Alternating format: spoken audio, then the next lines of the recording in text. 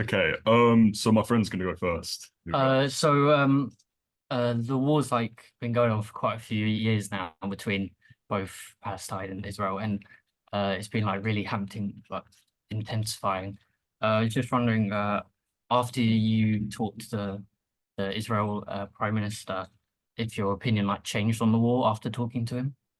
Well, it was the president actually, Isaac Herzog. So the prime minister's Netanyahu's. This was the president, Oh, who's not the executive boss, if you like, of Israel. He's the figurehead. But no, listen, he was very powerful because his father had actually served in World War II with the British Army and had helped liberate concentration camps. He'd helped catch Heinrich Himmler, the architect of the Holocaust. So this was very personal for him.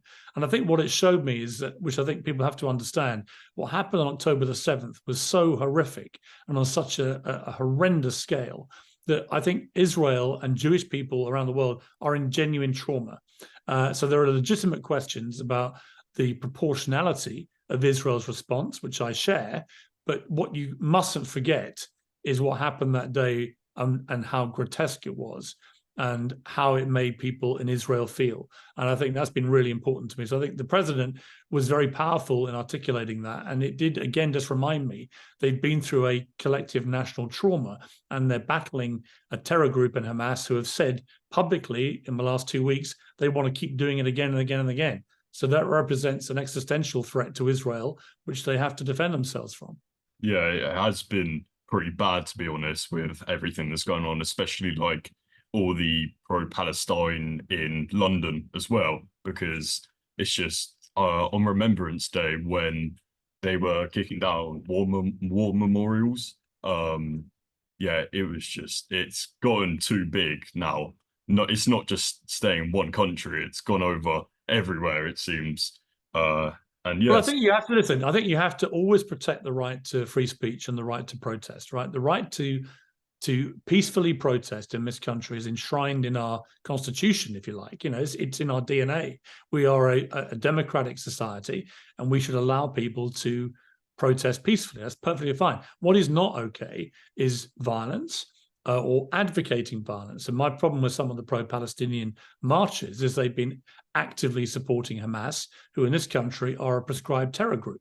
That is a crime. You're not allowed to publicly support a terror group in this country. So, my problem is not with those peacefully protesting on behalf of the Palestinians. I think there are many legitimate reasons to be extremely angry about the way Palestinians have been treated going back decades. But I also think Israel has a right to defend itself. The question is, how far can they go with that right within international law, which is, again, a question to be asked and to be answered. Are they adhering to international law? But how far can they go to defend themselves? And that's the key question now.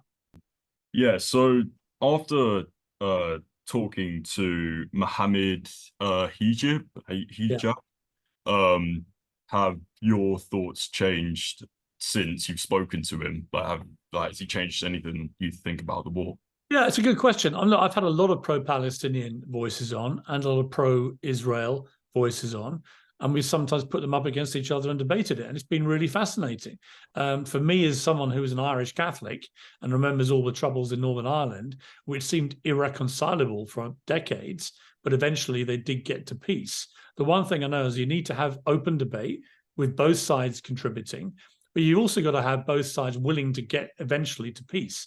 The problem in this conflict is Hamas are absolutely implacably opposed to any peace. You cannot have a political settlement with Hamas. They're not interested. They want to get rid of Israel and get rid of all Jewish people. Similarly, on the Israel side, just from his unpopularity with his own people in Israel, Prime Minister Netanyahu has shown no real signs of wanting any two-state solution either for a very long time. So I think they need completely new leadership on both sides, in Gaza and in Israel. New minds, new approaches, and hopefully common sense will prevail, and they will get to a place, it won't be soon, but eventually get to a place, as we did in Northern Ireland, where the two warring sides can live side by side peacefully. Yeah. Also, how do you think that the war will resolve? Well, one of my big concerns about what Israel's doing is they're now threatening to go into the south of Gaza and do what they've been doing in the north. Well, they've obliterated much of the north. I don't know where the million people who've been displaced to the south are going to go back to. Their homes have been destroyed.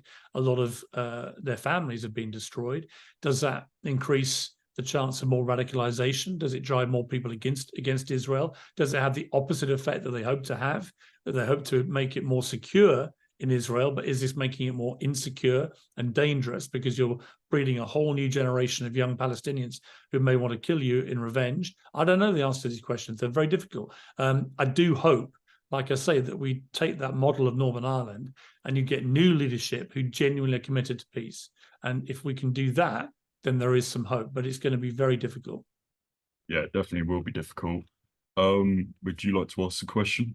How do you feel about like the pro-Palestine like protesters like attacking the war memorials, like setting them on like fire and like doing Well, stuff? I think it's it's outrageous and it's completely disrespectful, particularly to those who fought for our freedoms, like Winston Churchill and others. You know, these people literally saved this country from the hands of Nazis. Otherwise, we'd be living in a world run by Nazis with Nazi ideology. So I hate that, and I think it's completely wrong. I've got to say, it is a minority of people on these pro-Palestinian marches, and the vast majority do so peacefully, and I respect their right to do that.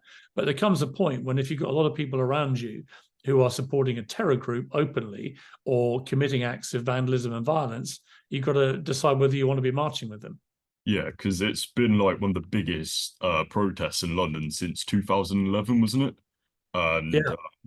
there was like 300,000 pro-Palestine there. And I saw this clip of the Winston Churchill statue being like spray painted and stuff like that. So yeah, it's kind of just ruining this country now, not just in others. So I actually I think the Churchill statue got spray painted actually in the Black Lives Matter protests. oh I remember covering that at the time. Yeah, I'm not sure it was vandalized this time because they protected it, but I think it was spray. I may be wrong, but I think it was definitely spray painted in the Black Lives Matter protests, and they had to actually board up Churchill and Gandhi and Mandela's statues in Parliament Square, and I thought that was terrible. You know, three of the greatest figures of the last 100 years having to be protected from a baying mob who just didn't understand their history. Yeah, it's yeah, quite like disrespectful, like to them, and they're like past, just like to board them up and like, well, obviously not to board them up to protect them, but like yeah. to just like smash them up and like spray paint them. It's very disrespectful, especially doing that to this country. Yeah. You know, because some of them aren't even from this country and they come in and just ruin it, really. So it's very disrespectful because they did release some of the missing people, didn't they, a few days back? So they've been releasing a few hostages every day, but there's still well over 150 who remain in Gaza, and Hamas don't even know where many of them are. They've been seized by other terror groups. So that in itself is appalling. These are babies, Holocaust survivors. I mean, it's just horrendous, the whole thing. oh, Well, from like the protests that happened on Remembrance Sunday, over like 100 people got arrested from like the protest, and in total 125 people have been arrested so far from like all They the... were mainly, I think, on that day they were mainly far right protesters protesting against the pro-Palestinian marches. with So that in itself was a very unedifying spectacle, where a lot of them were behaving outrageously and supposedly doing so in the name of this country, but they don't represent me. You know, I thought they were incredibly disrespectful to the cenotaph and the surrounding area that day, and that should not have happened. The police were perfectly capable of policing that march, and they did so. In fact, the march that weekend was pretty peaceful. The trouble was caused by those who turned up to have a go at the protesters. yeah, because a lot of them just started fighting each other, didn't they?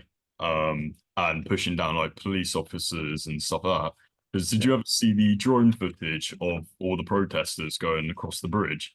That was insane. Like the police couldn't do anything against that. I mean, look, I helped organise one of the biggest marches in history in this country, which was the anti-Iraq War March in 2003. I was editors for Daily Mirror. Most of them carried Daily Mirror placards. You know, peaceful protest is the bedrock of this country, and you're perfectly entitled, particularly entitled, actually. You know, I felt, for example, around Remembrance Weekend, people were saying this should be banned. But there's an irony there, isn't there? Because the people that you're remembering on Remembrance Weekend are the people who fought for the very freedom of people to be able to peacefully protest. Banning people from having their legal right to peacefully protest because you're remembering people who fought for those rights seems to me ridiculous. So I think that, look, it's complicated, but if people want to peacefully protest, they got no problem from me. Also, I've noticed that if you look at the media now, people last year were talking about Ukraine and Russia. But if you look at the media now, no one ever talks about Ukraine and Russia. It's always just Israel and Palestine. Just everyone seems to have forgotten what's going on over in Ukraine, which I find a bit odd. Well, it's very important we don't forget what's happening in Ukraine, because again, Ukraine is fighting an existential threat to its freedom and democracy. You know, since the 90s, they've been a free democratic society with a democratic election. Their president was fairly elected, and they should be allowed to have their country and to run it how they see fit. Russia launched an illegal invasion, over a year and a half ago. They've caused unbelievable amount of death and misery and destruction, and the world shouldn't let them get away with it. Because if you give Putin what he wants, he's not going to stop there. He's a ruthless Russian dictator, and he will go into other countries and try and grab those as well. So I hope we don't forget about them. Yeah, I'm hoping that we don't forget about them either. Hopefully the media starts talking about it all again, so it can just get through to more people out there. I agree. I agree. Yeah, a lot of people are just forgetting about it, it seems, like the news and stuff. But yeah, I think that's everything. You've run out of time. Well done, lads. You got it in. Oh, thank you. Thank you for. Thank you. Now you know the program. Imagine someone in your ear shouting throughout the entire time, counting you down. You got 3 minutes, 2 minutes, 1 minute. Right? Imagine that. That's me every day on my show on live TV. There's a whole people in your ear, shouting the whole time, right? And barking questions and telling you to go to clips, and things go wrong and stuff. That's live TV. You've had the benefit of just me and you guys, right? If all my interviews were like this, it'd be easy. Yeah, I enjoy watching your show. I do enjoy. Good. But yeah, thank you for just being here. Honestly, it means a lot. I appreciated the way you approached me, and that's why I did it. So occasionally I do it, not very often, but I just like the way you phrased it. And I thought, yeah, I'll do that. So good luck to you. Hope it all goes well. Thank you. Thank you. Bye, guys. Take care. Bye. Bye.